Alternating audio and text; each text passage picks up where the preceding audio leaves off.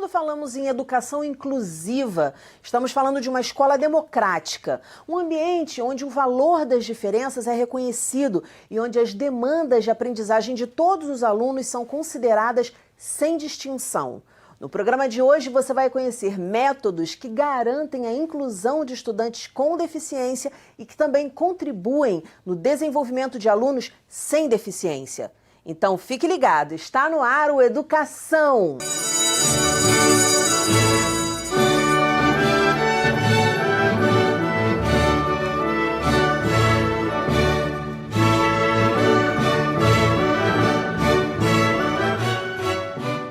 Minhas convidadas são a gerente de educação especial do município de Nova Iguaçu, Natália Araújo de Sá, e a professora da educação de jovens e adultos, Daiana Flávia Bulhões dos Santos. Muito bem-vindas ao programa. Natália, eu quero começar com você, que eu sei que você fez uma pesquisa muito detalhada sobre o município de Nova Iguaçu e houve um aumento de 23% no número de matrículas de crianças com deficiência. Queria que você explicasse um pouquinho isso. Aumentou, então vem aumentando nos últimos anos as crianças com deficiência no município ou é só uma questão da inclusão está sendo realmente feita? Com esse processo de inclusão, as crianças estão começando a chegar na escola. Então, essas políticas de educação inclusiva, elas vêm potencializando o acesso, a permanência e o aprendizado dessas crianças. Então, teve um aumento dessas crianças porque mais a escola se abriu para a diversidade e assim a gente foi fazendo todo um trabalho também de acesso, permanência e aprendizado. Então, essas crianças, né, de variados contextos, elas começaram a chegar. E realmente teve um aumento. De 2018 para 2019, até então a gente tinha 1.178 crianças com deficiência matriculadas na rede municipal de Nova Iguaçu. E a gente passou para um pouco mais de 1.400, esse aumento de 23%. Então, assim, se teve um trabalho, né, principalmente em escolas mais periféricas, a gente teve um aumento progressivo dessas matrículas, né, porque uma criança vai puxando a outra, né, uma mãe sabe, eu coloquei naquela escola, lá tem sala de recurso, tem outras atividades que favorecem o processo de aprendizagem do meu filho. Então, assim, uma mãe foi puxando a outra. Então, assim, tem-se um trabalho, né, que é sedimentado em termos de política pública de atendimento, que é importante. As salas de recurso multifuncionais, né, que tem ali todo o aparato, né, tipo 1, tipo 2, para dar esse atendimento e esse suporte também é fundamental para esse processo de permanência desses alunos, porque eles estudam de manhã e fazem essas salas de recurso no contraturno. Então, eles têm toda uma atividade de trabalho pedagógico para esses alunos. Tem a interação, o trabalho colaborativo, que é fundamental entre os professores. Isso, eu quero, não vai dar tempo de falar, porque inclusão é um assunto que a gente vai ficar aqui, mas eu quero tocar nesses principais pontos que fazem toda a diferença lá no município que você fez questão de implementar. Queria saber de você, Daiana, é mais difícil incluir na educação de jovens e adultos ou de crianças? Como é que você em sala de aula, como é que você sente isso? Como é que o trabalho fica? Então, é um processo que ainda está em desenvolvimento, porque nós sabemos que a educação especial, ela ainda é recente, os estudos estão ainda sendo desenvolvidos, mas a partir do momento que surgem as políticas públicas, a questão da divulgação, né, da educação especial, então, cada vez mais as pessoas estão tomando consciência do que é a educação especial e esse processo de inclusão. Certo. Então, pode-se perceber que na educação de jovens e adultos, eles têm um comprometimento maior de entender esse processo e até de dar uma atenção maior às pessoas que possuem alguma deficiência. Então, assim, é até interessante esse processo, porque além deles aprenderem, eles também estão aprendendo junto com essas pessoas com deficiência, entendeu? Você acha que fica mais nítido isso e, portanto, pode ser mais fácil do que trabalhar com as próprias crianças que, de repente, já vêm de casa, não sei? Sim, porque à medida que eles vêm com as demandas, nós podemos perceber que na própria escola nós podemos ajudá-los com o que eles podem nos oferecer também.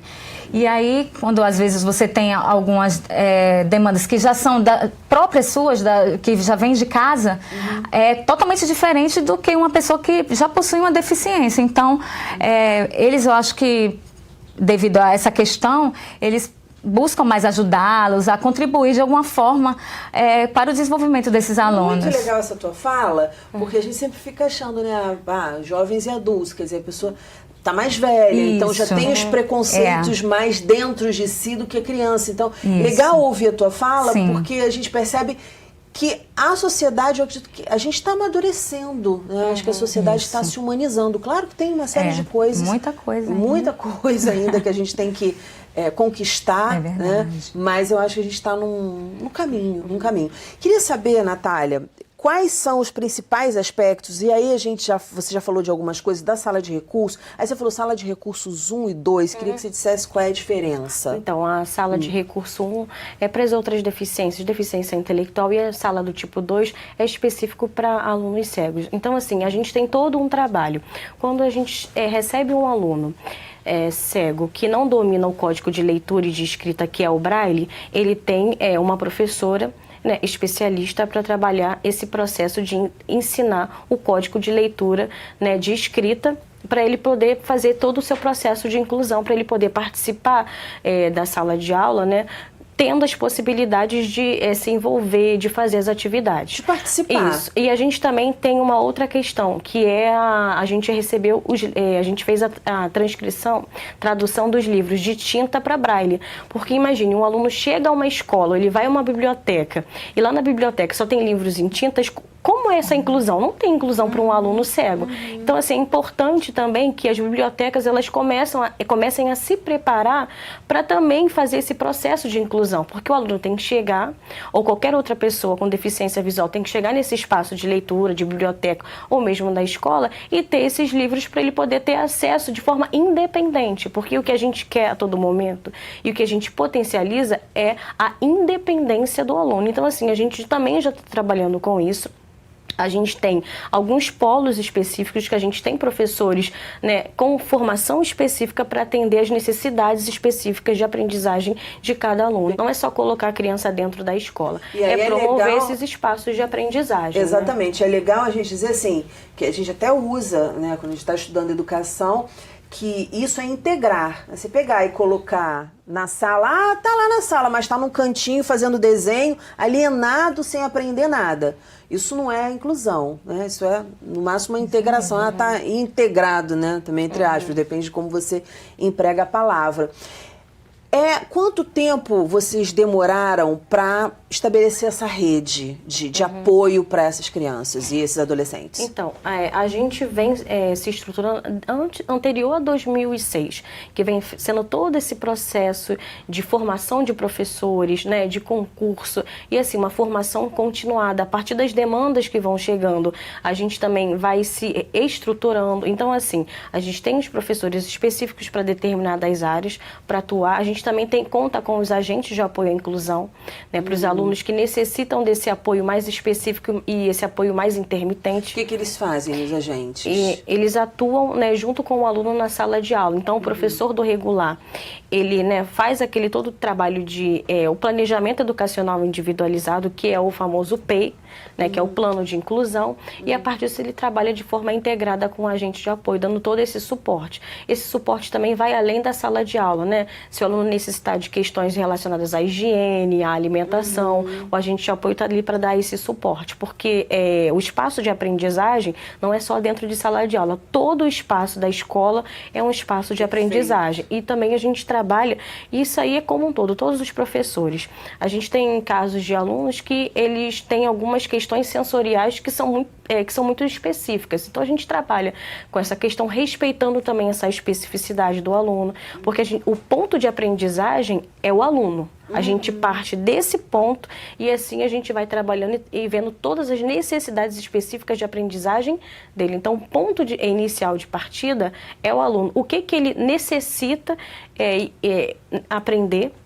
E a gente vai associando, introduzindo outros conteúdos ali. Então, tem alunos, por exemplo, que não conseguem ficar, tem muitas dificuldades de se locomover, embora não tenha nenhuma questão motora. Então, a gente faz trabalhos para ele se socializar nesse espaço, conhecer o espaço da sala de aula. Tem aluno, exemplo, que não consegue, tinha mães que a gente recebe também as mães, né?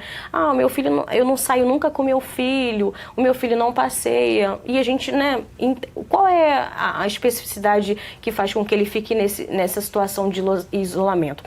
Porque ele não consegue subir, pegar ônibus. Então, assim, os professores também fazem esse trabalho de acolhimento, né, das necessidades também, que a mãe coloca, o meu filho tem essas questões para a gente trabalhar em conjunto. Né? Então, assim, o aprendizado não termina ali na escola, né? Então, assim, tá tudo todo que mundo acontece... envolvido, é isso que eu falo sempre no programa, que educação, se você não se envolver, não rola. Tem que estar todo mundo envolvido, tem que estar a família envolvida, a escola envolvida, a comunidade envolvida, os especialistas que trabalham com aquela criança envolvidos também em comunicação. Isso seria e é sempre o melhor dos mundos pra gente. Você que está em sala de aula, eu queria saber para você como é que é essa questão do planejamento. Ela falou de um planejamento individualizado. Como é que fica? Porque às vezes o professor está em casa e fala assim, caramba, como é que eu vou fazer agora? Claro que lá eles têm até uma capacitação, mas muitos professores não recebem sequer essa capacitação. E aí ficam assim, como é que eu vou arrumar tempo? Como é que eu faço isso? Então, dá umas dicas, por favor, Dayana.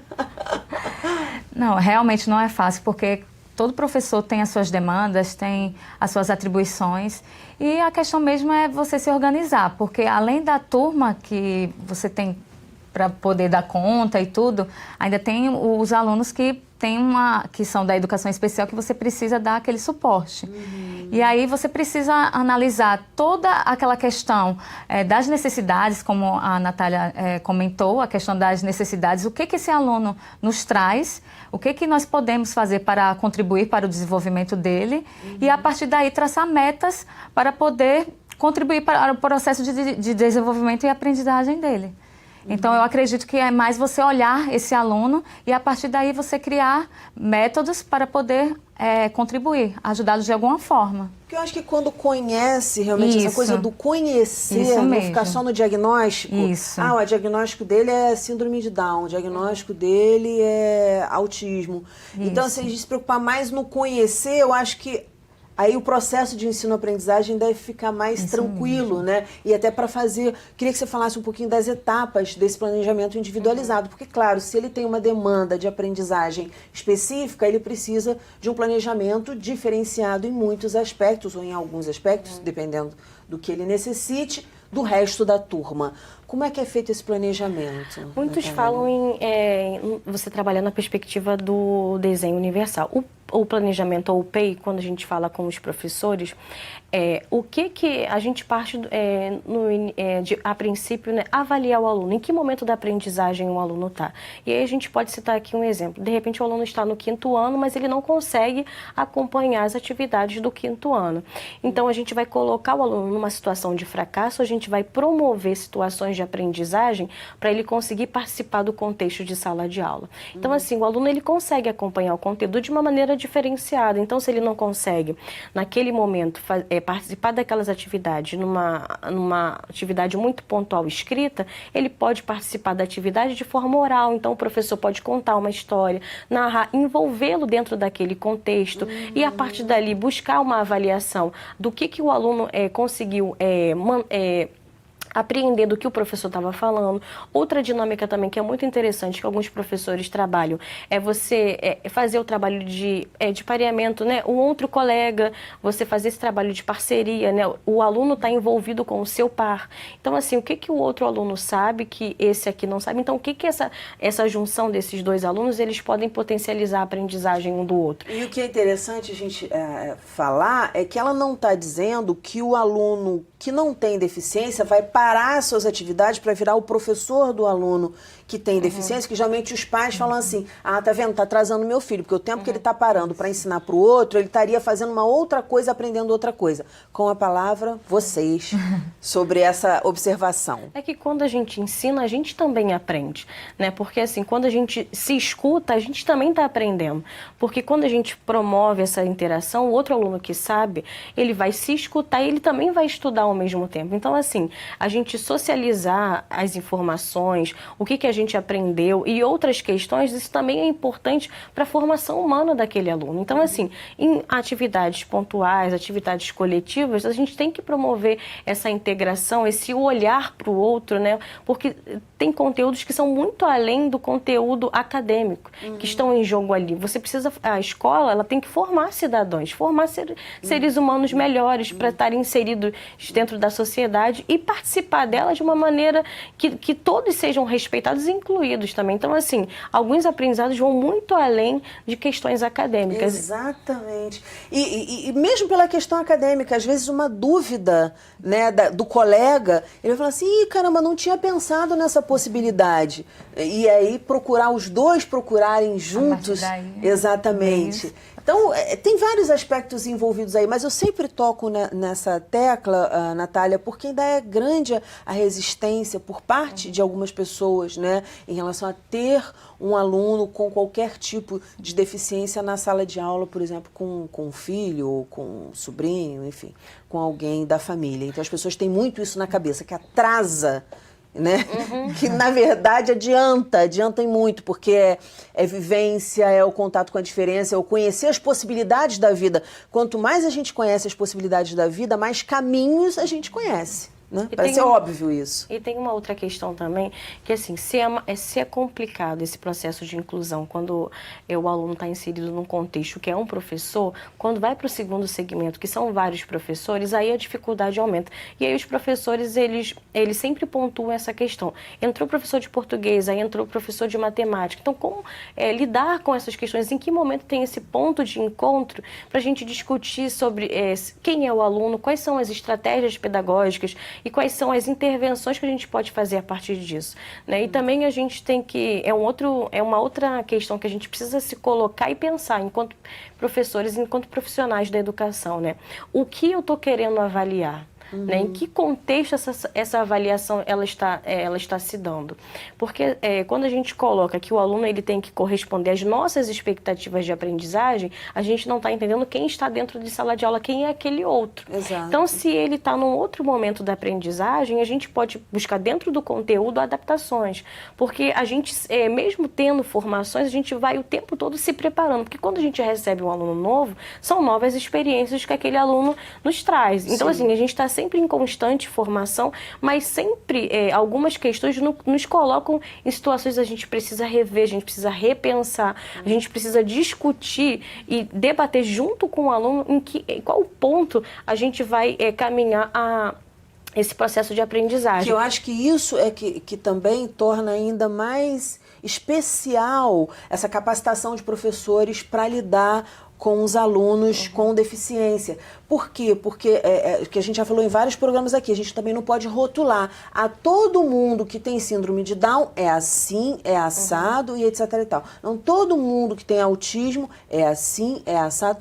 Quer dizer, as coisas não são assim, as pessoas não são rótulos, né? O diagnóstico é uma coisa dentro da vida de uma pessoa que tem milhares de características e mesmo aquela característica do diagnóstico nem sempre vai se apresentar da mesma forma. Então não adianta você fazer uma apostila desse tamanho, olha, é assim que você trata alunos com síndrome de Down. O planejamento deve ser assim, que não tem receita de bolo. É bom já a gente deixar isso bem claro aqui. A gente também teve, eu também enquanto professora, porque eu atuei também enquanto professora de educação especial, eu tive uma experiência muito interessante. Eu recebi um aluno que a mãe chegou com diversas questões. Olha, eu já tentei colocar na escola, mas eu saí, eu saí. Eu falei assim, mas a gente vai construir essa história juntas.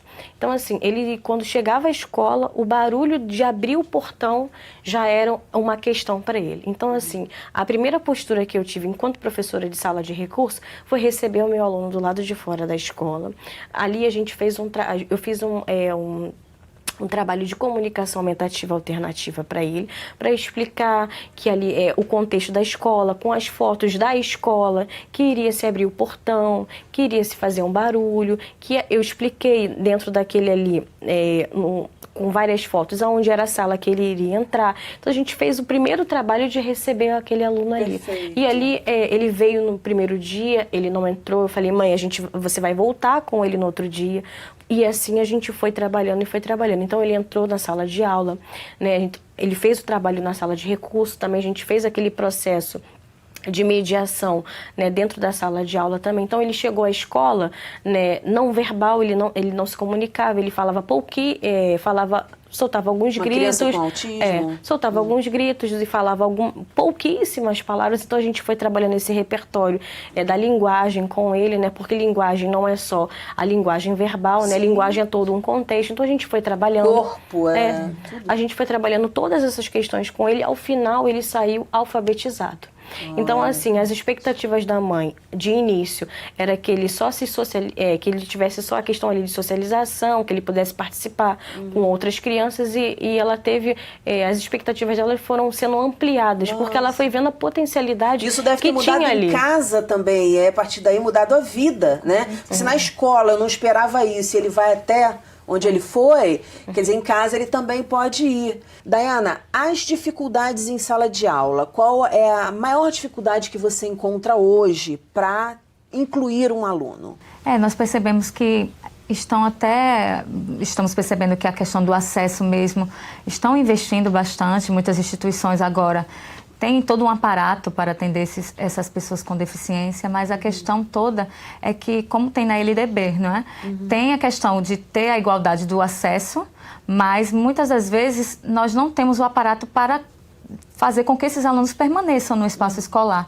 Então, eu acredito que o que precisa cada vez mais é que nós tenhamos, lógico que nós sabemos que nós já temos capacitações e tudo, mas o profissional sempre é um processo, então precisa cada vez mais ter essas capacitações, né, estudos para que nós possamos aperfeiçoar esses conhecimentos, para que nós tenhamos estratégias para fazer com que esses alunos possam permanecer. Porque não é só colocar o aluno lá, como foi falado, mas sim traçar metas, propostas para que esse aluno continue e permaneça. Eu acho que esse que é o nosso desafio. Em meio às demandas, não é? Conseguir que esse aluno permaneça no espaço. A gente conhece quem são os alunos e onde cada aluno está na escola e quais contextos de aprendizagem cada um se encontra nesse momento. Então, a gente faz esse acompanhamento. E a partir dessas demandas, a gente foi promovendo formações. Então, até esse momento, a gente fez 23 formações. Então, assim, a gente convidou professores, grupos, né? A gente fez formações específicas para cada área da educação. Então, a gente fez formação específica para os professores do atendimento educacional especializado, promovemos formação para os orientadores pedagógicos, os orientadores educacionais, promovemos formações também para os professores da EJA. Então, a gente trouxe convidados de fora, a gente trouxe professores da UERJ, a gente trouxe outros professores especialistas mesmo para falar determinadas questões muito específicas e importantes que são necessárias para a gente promover esse processo de inclusão. Uma outra questão que já começaram a chegar na escola, se não esse ano, para o ano que vem, são os alunos, né, oriundos da síndrome do Zika vírus. Então, assim, a gente já na Secretaria de Educação, a gente já está promovendo a formação para esses professores, para a gente, né, junto em parceria com outros professores de instituições públicas, né, pesquisadores, montar um protocolo de educação precoce, para a gente receber esses alunos, né, para a gente dar todo o suporte, porque eles têm direito à educação e eles vão chegar à escola. Então, a gente precisa se preparar, se antecipar essa questão. Agora, independentemente de qualquer coisa, que a gente está no finalzinho do programa, e aí a observação que eu queria deixar na escola existe a sala de recursos, mas a sala de recursos, como ela falou, no contraturno. O que a gente quer dizer com isso? Se a aula da turma é de manhã, essa sala de recursos ela pode funcionar de tarde e vice-versa. E no caso até à noite, no caso da educação de jovens e adultos. Mas eu queria que você finalizasse, Natália, deixando dicas aqui, porque a gente tem pessoal de vários municípios assistindo e de repente fala assim, poxa, mas no meu município eu não tenho verbo, meu município é menor, a arrecadação, essa questão toda. Então, assim, eu queria que você desse algumas dicas, pessoal com poucos recursos mesmo, fala assim, poxa, vamos começar aqui um projeto que vai dar certo, que vai ser um grande passo na questão da educação inclusiva, da escola democrática, a escola para todo mundo. Quais as dicas você daria? O primeiro passo é atitudinal. né? E o outro passo é buscar informações, formações sobre a questão da educação especial e as suas especificidades. E também o professor, quando receber um aluno, o que é fundamental? O PEI, que é o Planejamento Educacional Individualizado, ele é o seu referencial de trabalho. Então, quando você recebe um aluno, você vai ver em que momento da aprendizagem esse aluno está. E ali você vai colocar os objetivos que você vai trabalhar com aquele aluno.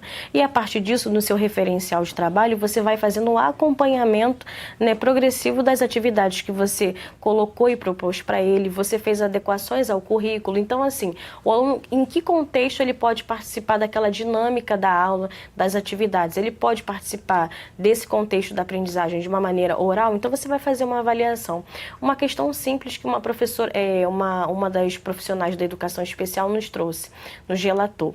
Tinha uma aula de história e o aluno estava com diversas questões que ele não conseguia acompanhar o contexto que o professor ali estava colocando. Qual foi as adaptações que, em conjunto, os dois professores sentaram e conversaram? Como ele pode participar dessa aula? Era sobre questões do descobrimento do Brasil. Então, ele participava da aula, a professora trouxe outras atividades de recorte e colagem, e foi fazendo de uma forma lúdica. Então, assim, se teve uma adaptação, ele teve acesso ao mesmo conteúdo, mas de uma maneira diferenciada. Então, assim, mas como uma contação de histórias, com a questão com do envolvimento. lúdico. E aí ele foi participando, ele foi colando. Então, assim, a partir disso se teve uma avaliação do aluno. Então, ele participou. Esse aluno, naquele momento, ele consegue fazer a prova sem nenhuma adaptação? Se sim, a gente vai fazer o conteúdo ali da prova. Se não, a gente vai fazer um conteúdo com as perguntas de uma forma direta, né? Ou então menos perguntas, ou então a gente vai fazer a prova, a avaliação oral. Então, você assim, está falando o tempo inteiro, Natália, olhar para esse aluno, né? Daiana também falou isso, escutar esse aluno, ver quem é esse aluno. E a segunda dica, que eu acho que é fundamental, que você falou, os dois professores conversaram, o professor que fica, né, com o aluno, mas ali do lado dele, auxiliando em algumas coisas, e o professor da turma, que é da turma toda, inclusive deste aluno, né? E esse diálogo, porque muitas vezes em sala de aula o que ocorre é que se acha que o professor que está lá do lado do aluno é o professor dele, e eu estou aqui e não sou professora dele, né? Então, assim, é importante que a escola toda tenha essa consciência, e para os professores também, que ficam às vezes, puxa, como eu conheci professor, gente? Eu não sei o que eu faço, puxa, eu não tenho tempo, né, para o planejamento. É também, através desse olhar, ver que, de repente, o que você está querendo que ele chegue, o que você está querendo, foi o que você falou no início, né, Natália? É o que você está querendo, não o que ele precisa, o que ele quer e o que vai ser interessante para ele em termos de desenvolvimento de potencial. Eu acho que é isso, é comunicação e escuta. Tem uma questão muito interessante que a gente também trouxe, que a gente, algumas palestras a gente trouxe pessoas com deficiência, porque aí é o ponto de vista delas, o que é para elas inclusão e o que é o contexto de sala de aula. Uma fala muito interessante foi de uma professora que a gente trouxe, que ela disse que ela tem questões sensoriais, então ela precisava, em algum momento, sair de sala de aula para ela se autorregular e voltar. Então, assim, essa liberdade, né, que a gente também coloca, né, para o aluno, também é importante, né, para a gente entender que naquele momento ele precisa, de repente, ir beber água, né, parar um pouco as atividades, ter mais tempo para ele terminar uma atividade. Então, são essas questões que a gente vai colocando e a gente vai pontuando e a gente vai fazendo toda a diferença. Gente, muitíssimo obrigada. Infelizmente, o nosso tempo acabou. Passa muito rápido. Parabéns pelo trabalho e sucesso. Obrigada. O nosso programa fica por aqui. Na segunda-feira que vem tem muito mais às 9 horas da noite. Educação, se você não se envolver, não rola. Dias felizes, paz e até lá.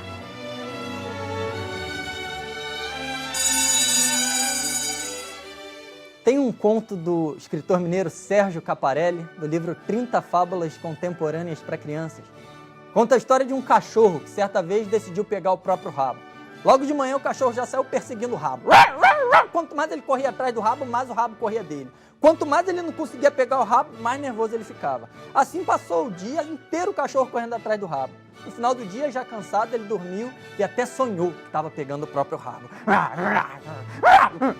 No dia seguinte, o cachorro acordou com uma decisão. Hoje pego meu rabo de qualquer jeito. E passou ali o dia todo atrás do rabo. Não passou só um dia não, passou 2, 3, 4, 5, 10, 20, 30 dias correndo atrás do rabo. No 30º dia, talvez por ter adquirido uma melhor flexibilidade, o cachorro conseguiu enfim abocanhar o próprio rabo. E começou a devorá-lo. E começou a devorar as patas de trás também. E depois a barriga. E o peito. E as patas dianteiras. Até que o cachorro começou a devorar a própria cabeça. No final sobrou uma boca cheia de dentes que começou a se autodevorar. E sobrou um único dente que se devorou inteiro, sumiu e acabou a história.